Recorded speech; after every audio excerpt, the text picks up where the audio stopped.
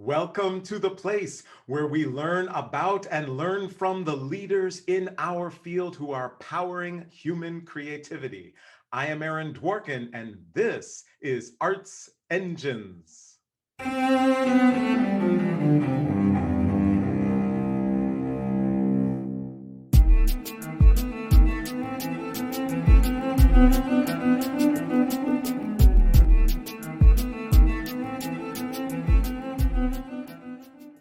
Thanks again for joining me here on Arts Engines. Today's guest is Stoner Winslett, who serves as founding artistic director of the Richmond Ballet Professional Company. Stoner, welcome to the show.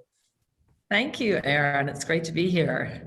Well, I'm so excited to talk with you and to learn a little bit more about the Richmond Ballet, which I think would be great just for all of our audience, since we're not only national but international, to get a sense, but then to really delve into this. And I'm excited to share that this show is co-curated with the University of Richmond under the leadership of Ron Crutcher, a mutual dear friend and past guest on the show. So with that, if you could kind of just share the scope and breadth, kind of overall focus of the Richmond Ballet, that would be great to just give kind of the audience a context.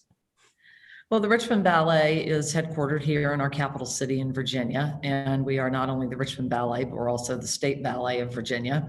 And we've enjoyed, in our professional era, which started in 1984, some really wonderful national and international performing opportunities. We performed at the Joyce in New York City many times, and then we were invited by the Meet in Beijing Festival to do a 2-week 4-city tour in China. And then we were invited by the Royal Ballet School to perform at the Royal Opera House in London and out in Richmond, England at White Lodge. So we like to think that we carry the good word and goodwill of the citizens of Richmond and Virginia around the world with dance, the international language. Awesome. And so you've obviously just had, this extraordinary career, and in looking at the need, right, for ballet in Richmond, in Virginia, and not only that, but then really being the leader in the state and nationally. For those who say, there are some who say, well, sure, we kind of, like the arts, but there are all of these other things, maybe social services, et cetera. And then even within the arts, what do you say to those people who say, why ballet? What is its role in our communities, and why is it important? Well, like I just said, dance is an international language that crosses all borders and that touches our very souls in a place that words can't. And I think the mission of the Richmond Ballet is to uplift and awaken the human spirit. And sure, ballet came out of the courts of kings and queens in Italy and France centuries ago, but it has evolved with the times and with the different current climate. And I really feel that now more than ever, that dance is a unifying force in communities. And it's something that we all need that can bring us together. And we have every face in our community is represented somehow in our school and on our stage. And the power of all those people coming together in harmony and beauty is something that I just feel like the world needs now more than ever. Well, needless to say, could not agree more. And it is so critically important. And just the way you just describe it, it's such kind of a beautiful articulation of this need in our society. So kind of following along that and thinking about a lot of our audience who are fellow arts administrators, arts leaders, and are charged with looking at their own audiences. There are those who will look at ballet from the outside and say, it seems to have a singular audience and or doesn't. And there are some, such as yourself, who are really leading this way and broadening the audience. Could you kind of just share a little more about what that means to you and any kind of effective mechanisms that you've discovered that would be helpful to other leaders about broadening the audience for our disciplines? You know, one thing that I think helps a lot in the ballet world is Balanchine was the one that when he first came to the US and Lincoln Kirsten wanted him to start a truly American ballet company and said, but first a school. There's only one way to dance ballet, and that's to be trained by someone who is passing that flame down. So we've had a very strong not-for-profit school since 1975. And when the school is open to the community and has opportunities for people, regardless of financial resources, and then has an outreach arm that goes into, we have 2,000 children at the peak, not during the pandemic, but in our fourth grade program. And then we make it possible for those children to study. You know, families will come to places that their children are interested in. So we have a little bit of an advantage with that because we bring in all parts of the community in the children. And so the parents will come and see their child in a workshop performance and then their child in the Nutcracker, and then they'll fall in love with the dancer on the stage. So they'll come to the studio theater. And I think that's a really good way for ballet companies is through the children. Awesome. Awesome. You know, critically important. And, you know, it's kind of interesting too, when you just reference that, and of course, thinking as we're hopefully coming out of the pandemic, how has that affected your work at all, and how you're leading the organization? Do you see any things that will be different moving forward that were informed because of this experience we've all had over the past year and a half? Yeah, it's been a wild ride, hasn't it? You know, I always think, and back to why we're important anyway, is that artists need to be the creative leaders. And when the pandemic hit, most of the performing arts just shuttered and said, that's it. But I took a very different attitude, and a lot of the ballet companies said, well, we'll just go dark until January. We'll be back in January. And my hand was up saying, you know, who says coronavirus dies on January 1st, 2021? If you say it does, then let's pull in and we'll wait for that. But what if it doesn't? So isn't our job right now, if our mission is to uplift and awaken the human spirit, don't we need it now more than ever? And isn't our job to look at the reality and say, what can we do to achieve the mission in this time? So we reopened our school on July 6th.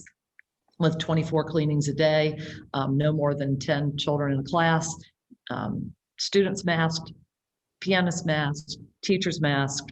That went well, no contagion. So on August 17th of last year, we brought back our professional company, and we actually have our own studio theater, and we socially distanced it from 250 to 63 people.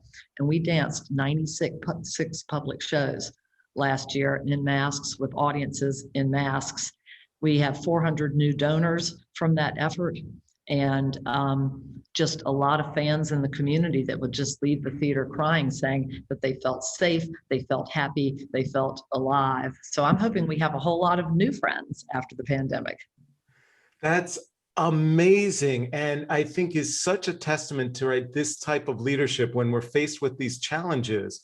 And that's really what stands out to me, is this of kind of just, we can't just stop or give up.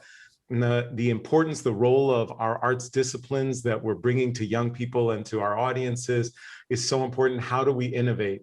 So definitely, I love that.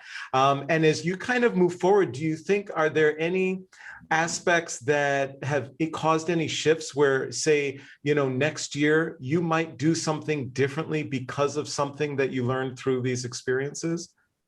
But we did also record our shows so that people who didn't feel comfortable coming to the theater could get them virtually. And we're really debating right now whether to continue to do that. On the one hand, there are people in retirement homes that are, you know, understandably afraid they might fall and don't want to come out, but love the ballet and you'd like them to see it. On the other hand, part of what we provide is that sense of community and live theater and being with other human beings, which I think we're all craving right now. So the jury's still out on how we do that. I think what I would like to do is to start to produce a product that's not just a recorded show, but maybe is choreographed for film or video, as a evolving part of our art form. Right. Something I've been thinking about. We've also been able to, as the State Ballet of Virginia, we were training in person, but most schools around the state were closed, and we've been Zooming in students from their living rooms into our ballet classes. And I think in some of the smaller communities that don't have good schools, that would be something that would be great to continue to help those students train. Awesome. Awesome. So unfortunately, we're just about out of time, but I always like to ask of our extraordinary leaders, there's through some of those things you were describing and moving forward and trying to broaden audiences, that there are days that have to be tough and challenges that might feel like they're insurmountable. How do you, as an administrative arts leader, find inspiration? What do you draw upon for strength during the toughest of times?